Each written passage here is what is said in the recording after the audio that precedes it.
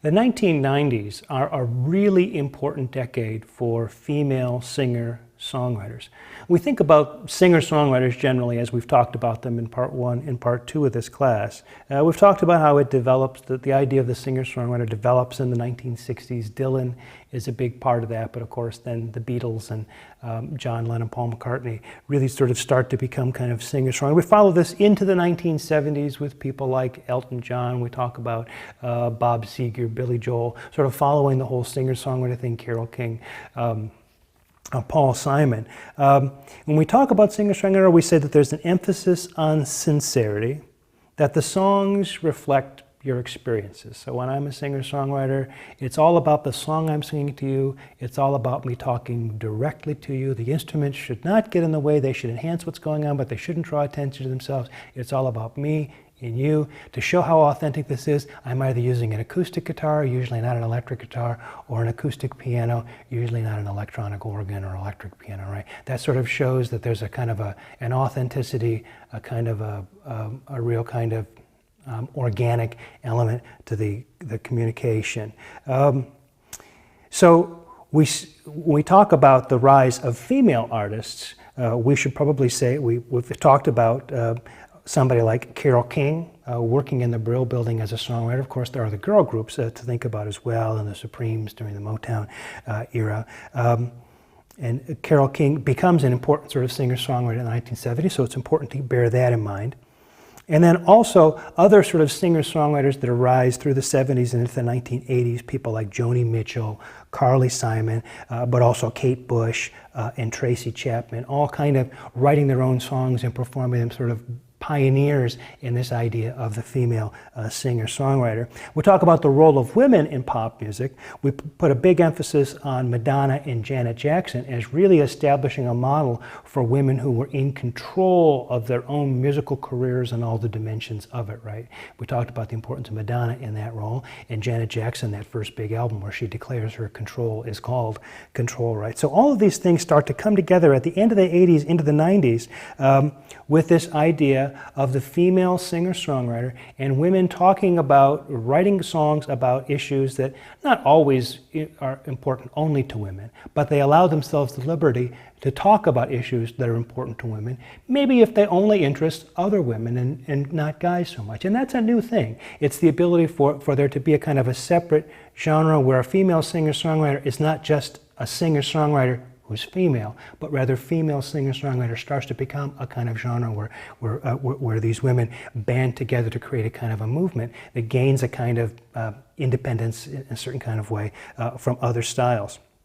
An important early figure in that is Tori Amos, coming out of Baltimore, Maryland, who originally trained as a classical pianist. She kind of hoped maybe she would have a career in classical music, but realized that she was probably more interested in singing songs and accompanying herself on the piano than actually pursuing a career as a classical pianist.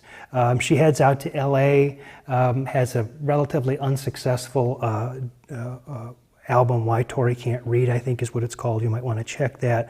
But then in 1991 comes out with this album called Little Earthquakes, and the song, one of the songs on it, Crucify, sort of becomes in many ways the first sort of iconic Tori Amos track. While Little Earthquakes didn't have a fantastic amount of commercial success, it wasn't long before she did. Under the Pink from 1994 went to number 12 here, number 1 in the UK, and Boys for Pele went to number 2 on both sides of the Atlantic in 1996. Interesting thing about Tori Amos's music for me, as a classically trained musician, is how much of that classical training I can hear in what's going on in the music and what's going on in her piano playing. It's really quite interesting and spectacular. Of course, there are people who are interested in other elements of what she's doing as well, but that's a lot to listen for in Tori Amos's music, depending on your interests. Maybe allied to Tori Amos in some ways, the Indigo Girls from Atlanta, Georgia, featuring Amy Ray and Emily Saliers, if Tori Amos's music is a little bit more piano-oriented, the Indigo Girls are maybe a little bit more guitar-oriented. They sort of break on the scene in 1989 with a song called Closer to Fine, which actually won them the Grammy in the folk category. But then in 1994, a number 6 album with Swamp Ophelia, and then a whole series of successful recordings after that. If you had to generalize about their sound, you might say that Amy Ray is a little bit more rock-oriented, Emily Saliers maybe a little bit more folk, traditional singer-songwriter-oriented, but it's always the same kind of thing. It's the song that's up front. It's the 2 women singing either solo or together in harmony, and very much like Tori Amos, addressing a lot of issues that would be especially important to women that maybe haven't gotten enough airing in popular music up to the time these women came along. Looking maybe to the northern climes for other female songwriters, we could start with Sarah McLachlan, coming out of Nova Scotia in Canada. Her 1993 Fumbling Towards Ecstasy album really sort of establishes the Sarah McLachlan sound, and then the album Surfacing from 1997 featuring the hits Adia, Angel, and Building a Mystery. She worked together with producer and co-writer Pierre Marchand, and also was an important force in organizing the Lilith Phair Festival. So we talked about the jam bands and the Horde festivals where they went around a bunch of jam bands together, and the Lilith Phair was about a concert that featured female singer-songwriters. It really sort of created a whole kind of scene around that and gave women fans an opportunity to come and enjoy the music. Of course, men weren't excluded, but the whole thing was about the female singer-songwriter thing. That was the focus of it. Moving up to Homer, Alaska, we come to Jewel, another singer-songwriter. Her 1996 album Pieces of You goes to number 4 with songs like You Were Meant for Me and Who Will Save Your Soul. Jewel went on to have 4 albums in the Billboard Top 10 in the period between 1996 and 2002, making her one of the most successful artists during that era in popular music. So you see, as I begin to unfold the story of these artists, how much higher profile these female singer-songwriters have during the 90s than female artists in many ways sort of doing the singer-songwriter thing have had together as a group up until that time. And of course we should mention Alanis Morissette coming out of Ottawa. Her album Jagged Little Pill from 1995, number 1 on both sides of the Atlantic, was for years and years one of the top selling album of the entire 1990s. Very, very big record for her. Tracks on it like You Oughta Know, Ironic, You Learn, Head Over Feet, considered really kind of iconic tracks from the 1990s. She collaborated with Glenn Ballard, who'd written songs for Michael Jackson. I think he wrote Man in the Mirror, and had worked with a lot of other artists. And here he was working with Alanis Morissette and having a fantastic success with Jagged Little Pill.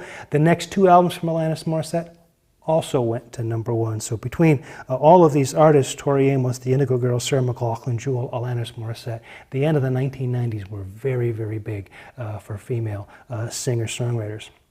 That's in the mainstream. It's probably worth taking a minute to talk about some female singer-songwriters in the indie scene, because remember we're talking about the indie scene sort of being off the radar in many ways. So let's talk about a few of those very quickly. Liz Phair, coming out of Chicago. Her Girly Sound tapes had circulated throughout the indie community on little cassettes, and so Matador, the New York label that we've talked about already this week, in 1993, releases her album Exile in Guyville, which is her sort of lo-fi response to the Rolling Stones' Exile on Main Street in 1972. And even though the songs on Exile in Guyville don't line up exactly with the songs in Exile on Main Street, in many ways they do. So there are ways in which whatever it is that Mick Jagger seems to be singing about on the Rolling Stones album from a male point of view, Liz Phair responds from a female point of view with how that same situation might look from the other perspective. So very much and sort of we call it intertextual kind of album, in the sense that if you know the Rolling Stones album, you get a little bit more out of Exile in Guyville. But again, talk about engaging rock's past, right? An iconic Rolling Stones album from 1972. Liz Phair follows up with Whip Smart from 1994. A number 27 album, so there's an indie album getting on to the charts. Ani DeFranco, another one coming out of New York, New York. She was also, in addition to being a singer-songwriter, kind of a business person in her own right, creating and releasing her music on her own label, which she called Righteous Babe. Her 1995 album, Not a Pretty Girl, got much critical acclaim, and by 1998, her Little Plastic Castle, that album went to number 22 on the pop charts, remembering that she owned the label and the song and the publishing on all of that. So that's pretty fantastic for Ani DeFranco. Maybe one other group that doesn't so much fit into the female singer-songwriter thing, but does kind of talk about the importance of feminist issues and feminine perspectives, is a group out of Olympia, Washington called SleaterKinney. They're not, as I say before, not so much singer-songwriters, but they were central to something that was called the Riot Girl movement, and maybe we'll put that up on the board behind me because girl is spelled G-R-R-R-L there. Again, on independent labels, the 1996 album Call the Doctor is on Chainsaw Records, and the 1997 album Dig Me Out is on Kill Rock Stars Records. That whole Riot Girl movement was another way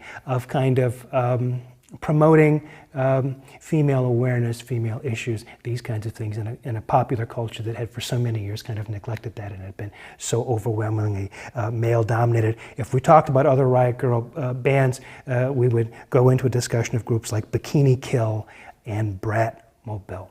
Now, having said that about female singer-songwriters and, you know, sort of carrying the cause of feminism and issues that deal with life from a female perspective, we'll now turn in the next video to a discussion of the return of teen idols in rock music and a very different perspective on the use of female image building in that music. So Teen Idols is next.